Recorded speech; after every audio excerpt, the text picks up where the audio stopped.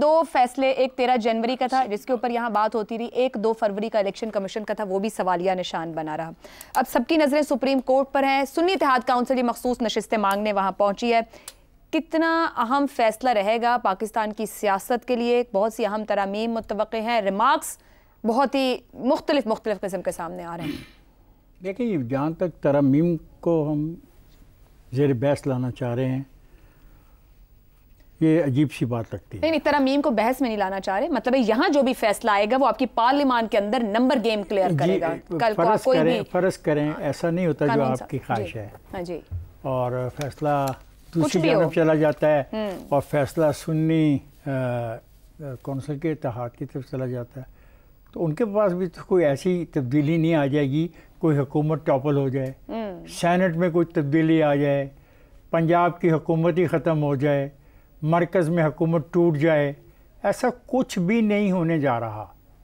एक बात बड़ी अहम है, वो ये है कि वाकई ये अजीब सा लगा, इतने पढ़े लिखे लोग, इतने अच्छी इंग्लिश की अल्फाज का चुनाव करने वाले लोग, घंटों बोलने वाले लोगों के पास डेप्थ में कुछ भी नहीं था।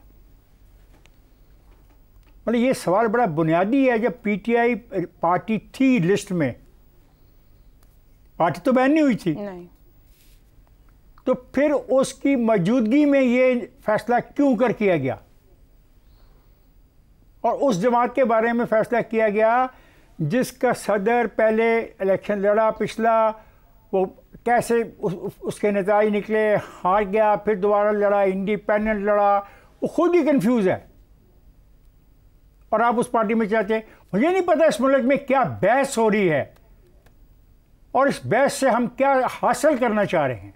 आज की सारी डिबेट जो मैंने सुनी है और जो कल भी होगी, जुमेरात तक जी, जुमेरात को, ये बड़ा अजीब है। बिल्कुल, जब पीटीआई थी, पार्टी थी, और पीटीआई में चले जाते। नहीं, मगर वो जो उन्होंने कहा कोर्ट के अंदर भी, हमें ऐसा लगा, या ये हमें ऐसा लगा, इज वेरी डेंजरस। दोस्त, मेरे दोस्त, आप और मैं इतनी संजीदा गुफ्तगू कर रहे हैं, दुनिया पूरी चक्कर में फंस गई है, टॉक शोज हो रहे हैं, लोग अपने अपने ख्यालात का इजहार कर रहे हैं। उन्होंने सुना, उन्होंने समझा, उन्होंने जाना, उनकी ख्वाहिश थी। सर, सारे फोरम सामने थे। इलेक्शन की तारीख लेने से लेकर इलेक्शन होने तक बार बार कोर्ट में पीटीआई जाती रही, तमाम मामलात लेके जाती रही और रिलीफ भी बहुत जगह मिलता रहा। इस मामले को फिर लेकर क्यों ना गए? नहीं, इलेक्शन कमीशन की उसकी तशरीह ना, ये तो बहुत ही खौफनाक सूरत हाल है। आप उन नशिस्तों में से जो नशिस्तें मुख्तस हैं अकलीतों के लिए, फिर उसका क्या करेंगे? छोड़ देंगे आप उनको? आप कहेंगे कि हम इनको हासिल नहीं करना चाहते, एक नया क्राइसिस डेवलप हो जाएगा। मैं जानबूझ के पाकिस्तान के अंदर आप एक ऐसी सूरत हाल पैदा कर रहे हैं कि गैर यकीनी सूरत हाल गहरी होती जाए। जो गैर मुल्क मदद करना चाहते हैं वो 100 दफ़ा सोचें और समझें कि क्या ये लोग इस काबिल भी हैं कि अपने पार्लियामेंट को भी चला सके, अपने आइन के ऊपर अमल भी कर सकें, क्या अपने इंतखाबी नताइज को कभी भी मान सकें। अफसोस की बात है। और मेरी जो नस्ल है और जो मेरे नौजवान हैं, उनको हम क्या सबक सिखा रहे हैं?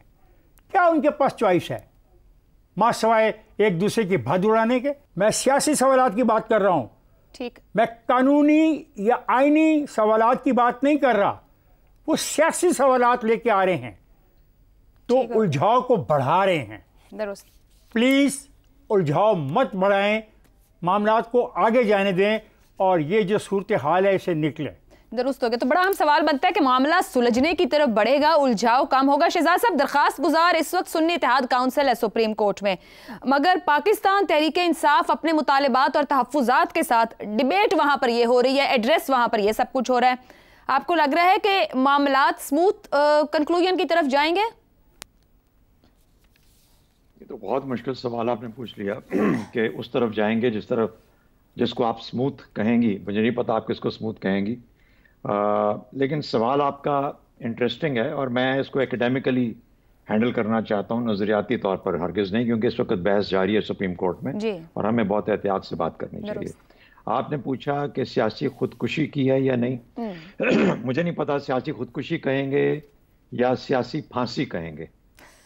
ये फैसला तारीख और आइंदा का तारीख दान करेगा कि खुदकुशी थी या फांसी थी। ठीक। जब आप किसी पार्टी का हक छीन लेते हैं इलेक्शन लड़ने के लिए, एक सियासी पार्टी का किसी भी इलेक्शन लड़ने के लिए, तो फिर उसकी हैसियत ख़त्म कर देते हैं, तो फिर उस सियासी पार्टी के जो फॉलोअर्स हैं, जो मेंबरान हैं, उनके हकूक मुतासर होते हैं। ये तो एक बुनियादी हकीकत है, इससे तो कोई मेरे ख्याल में नहीं, हम इनकार नहीं कर सकते।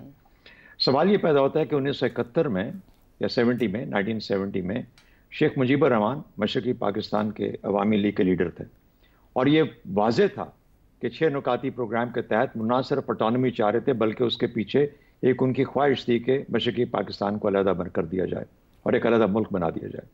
उन हालात में भी शेख मुजीबुर रहमान को गद्दार ज़रूर कह दिया गया, उससे पहले या उसके बाद इलेक्शन के बाद ही, लेकिन उस पार्टी को कभी इलेक्शन से हिस्सा लेने से रोका नहीं गया।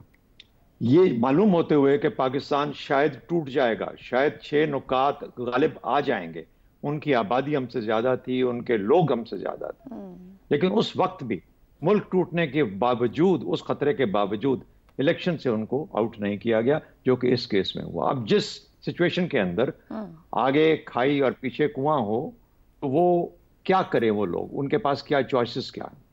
बड़ा सवाल जो आज मेरे ख्याल में डिबेट आ रही है, जिसको कंक्लूजन की तरफ जाना चाहिए, जैसे आप कह रही हैं कि स्मूथ कंक्लूजन होना चाहिए, वो ये होना चाहिए कि क्या इंसाफ हुआ। ये पहला सवाल इस तमाम जजेस को पूछना चाहिए अपने आप, क्या इंसाफ हुआ, क्या हकूक का तहफ़्फ़ुज़ किया गया, जो सुप्रीम कोर्ट के बुनियादी काम है, क्या इंसाफ हुआ और क्या हकूक का तहफ़्फ़ुज़ हुआ।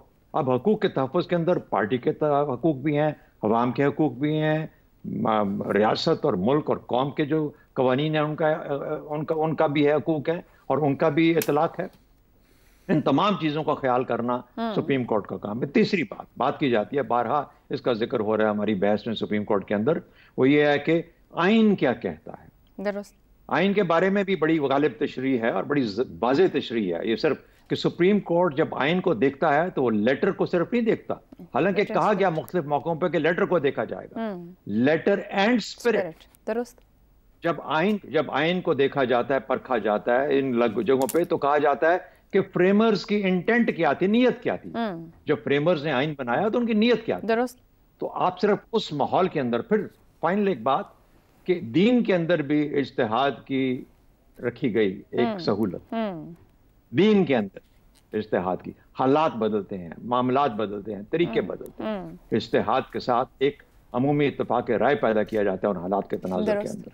तो आज इस मुल्क जिस मोड़ पे खड़ा है, हम उसके अंदर लेटर को लेके चलेंगे या उसकी स्पिरिट के हिसाब से मुल्क की तरफ हम फायदामंद लेके जाएंगे।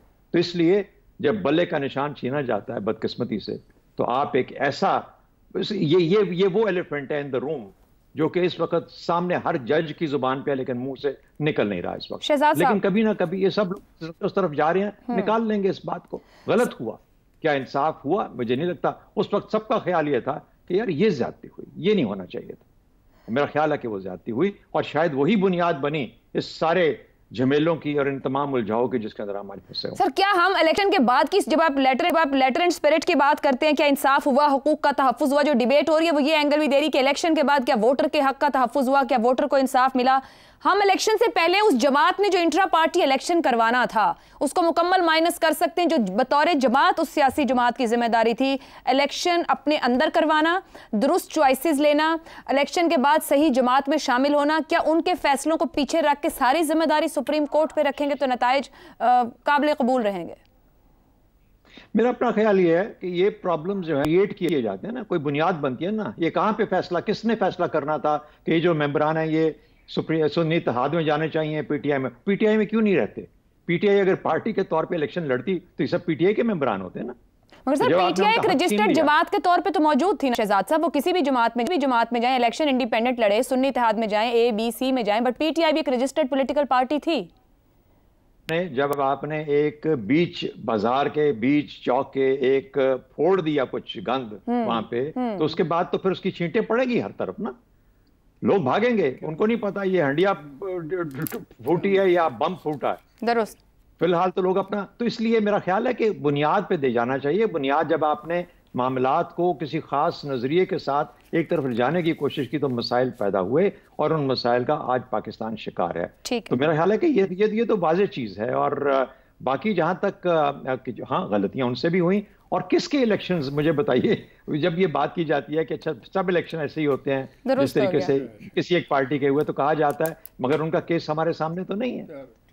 यानी ये कहां मतलब there is no end to this debate. दुरुस्त हो गया शहजाद साहब, जवाब दे तो इस वक्त वो जमात है जिसके मसाइल हैं, और इस तरह सभी जमातों के मसाइल कभी ना कभी रहे और उनके ऊपर भी दरवाजे बंद होते रहे। तो ये फिर अंडरस्टैंड करने की जरूरत थी पीटीआई को कि कितना ज्यादा जिम्मेदारी का इजहार करना था अपने इंट्रा पार्टी इंतखाबात को लेकर।